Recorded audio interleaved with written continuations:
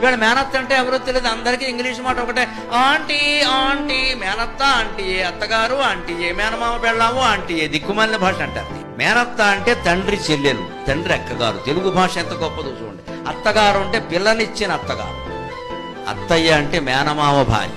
అంత తేడా ఉందండి. మేనమామ భార్య అత్తయ్య, పిల్లనిచ్చిన ఆవిడ అత్తగారు. తండ్రి చెల్లెలు మేనత్త. మేను అత్త, మేనుకు అత్తుకుంది ఆవిడ, తండ్రి మేనుకు అత్తుకుంది. తొంగుట్టువులు ఇద్దరు ఒక కడుపులోంచి పుట్టారు, మేను అత్త. ఆవిడకి పుట్టినవాడు మేను అల్లుడు, మేనల్లుడు. ఇంత గొప్పది భాష. ప్రతి చుట్టరికానికి ఒక మంచి పదం, దానికి అర్థం విశేషం ఉంది. ఇప్పుడు ఏమిటి, అందరికీ aunty aunty aunty aunty aunty, uncle, maternal uncle, paternal. నా దరిద్రం అంకుల్. ఇక్కడ అందరికీ అంకులే, అధం మొక్కజొన్నకు అంకుల్లాగా. రాష్ట్రపతి అంకులే, రిక్షావాడు అంకులే. అదేదో పెద్ద గౌరవమా? ఈ చుట్టరికాల పిల్లలకి నేర్ప